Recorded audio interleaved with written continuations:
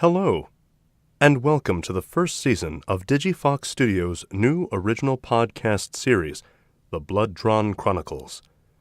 Brought to you in part by Cool Comics and Games, Lee County's largest comics and gaming store, and the generous contributions of audiences like you. Thank you. The Blood-Drawn Chronicles Season 1, The Manuscripts of a Valpir, stars Nelson Ventura as Myrick, son of Meyer, Alyssa Kalugden as Karina Gallo, Paul Roberts as Lord Dragon, and Sterling Torville as Lord Tyrus Godfrey. To view the full cast, crew credits, and more, please visit www.digifoxstudios.com/tbdc. On behalf of everyone here at DigiFox Studios, we want to thank you for listening, and now our story begins.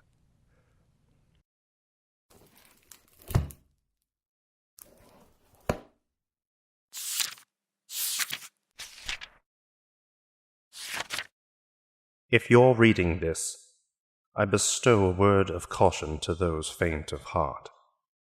This book contains a record of events that occurred and acts which I've committed during my time in the world of man.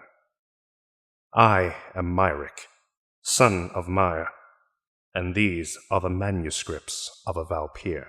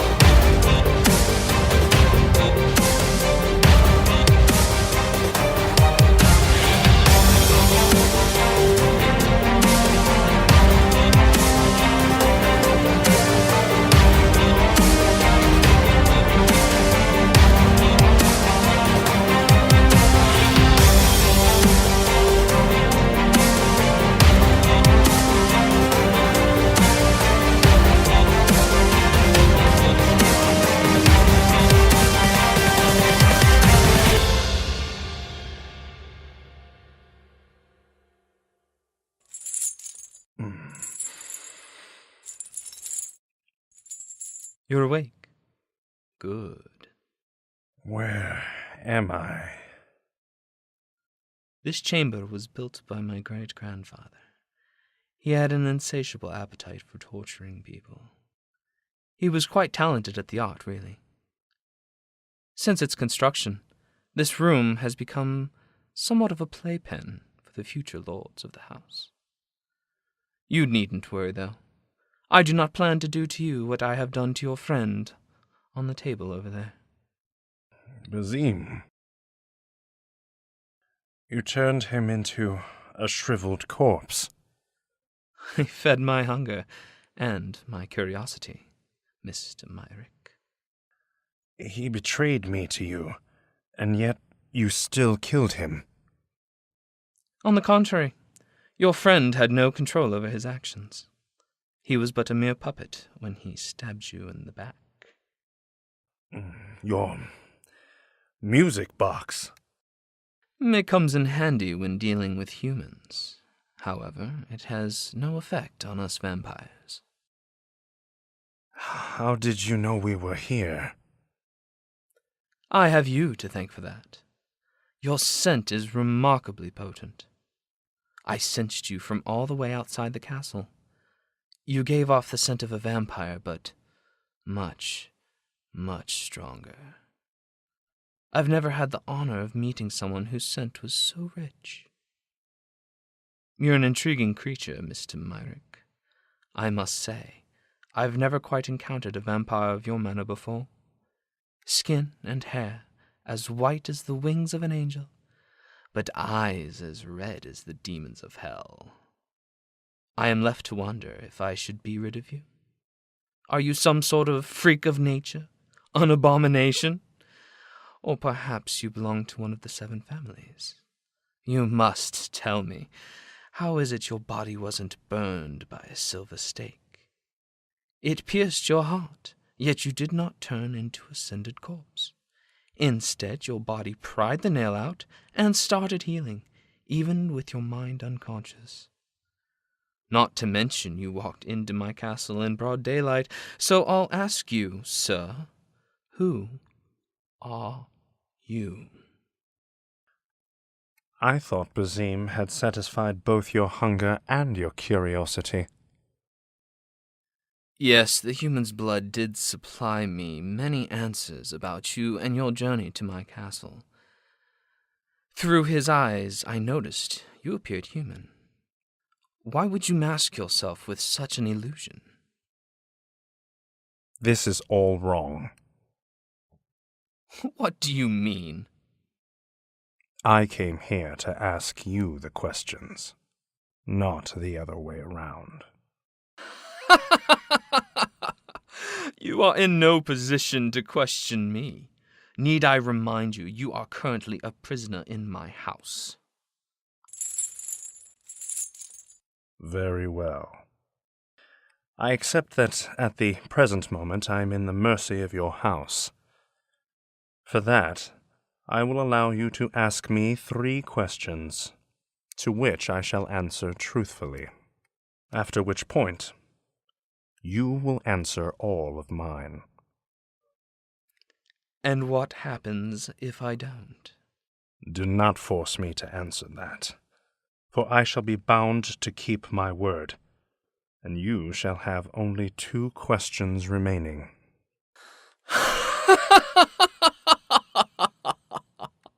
All right, I shall play your silly game.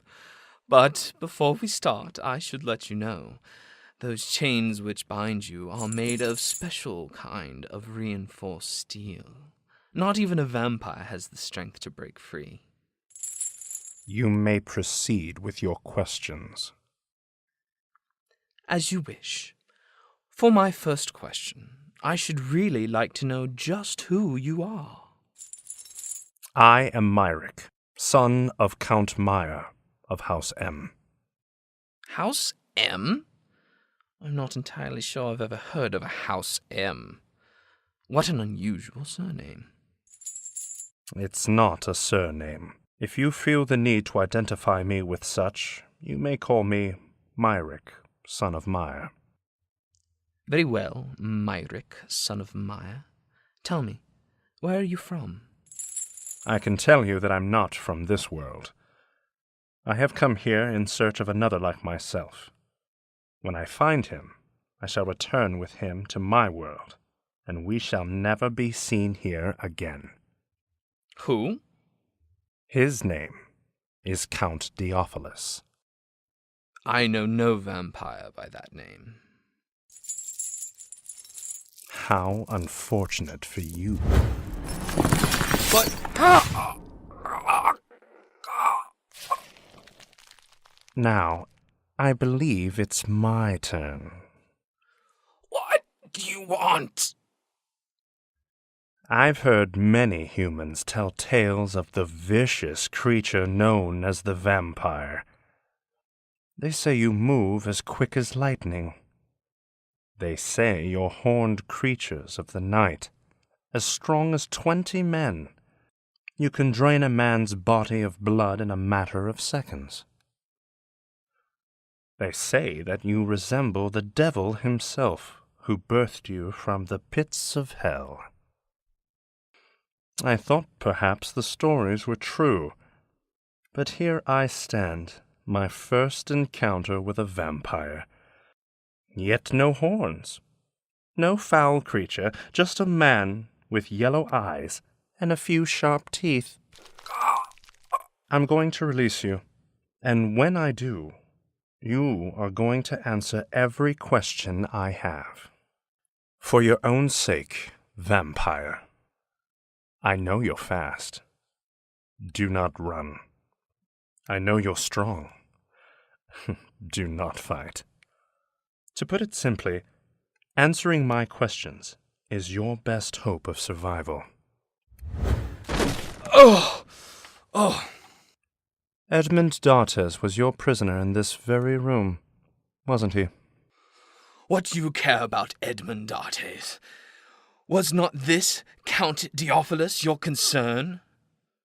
He was, but you made it painfully clear you know nothing of the Count. In which case, I have chosen to finish Bazim's work. You want to know what I did with the children, don't you? They're dead. I managed to deduce that when Edmund told me how many times you left your castle. You fed on one child every night, didn't you? The blood was pure and savory. I devoured them until there was nothing left, and then I fed what remained of their corpses to that pitiful Frenchman. Does it anger you to know what I've done with such innocent souls? You drank Edmund's blood without biting him because you needed his blood to remain pure in order for your spells to work. His great-grandmother placed quite a curse on you. After 100 years of being imprisoned here, you familiarized yourself with the knowledge of gypsy blood magic. What's your point? Edmund's blood could only break the curse for a short amount of time. I'm sure it must have been a disappointing moment for you when you discovered Edmund's blood was not enough to fully break your curse. My guess is you needed to mix his blood with the blood of the innocent.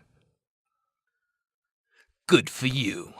You figured it out, and I didn't even have to answer a single question.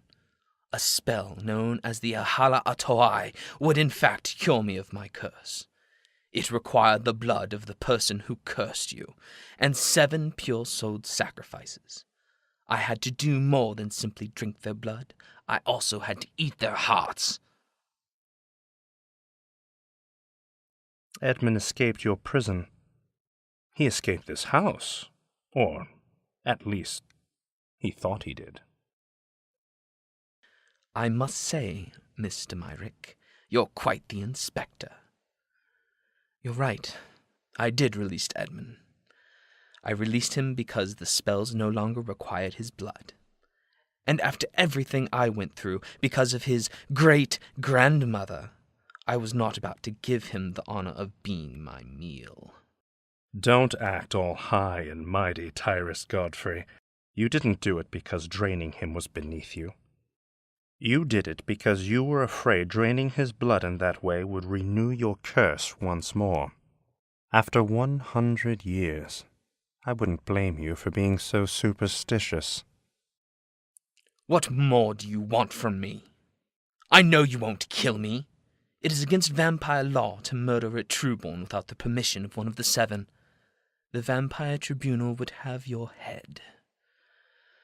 No matter how strong you think you are, you will never escape their judgment. Leave my home, now. I need not answer any more of your questions, vampire. I know why you're acting so fearless. Tonight will be your first true night of freedom in 100 years. I knew that the moment I left the prison keep. How unfortunate to come all this way only to fail. You do not have the authority to kill me, vampire. I am no vampire, Tyrus Godfrey.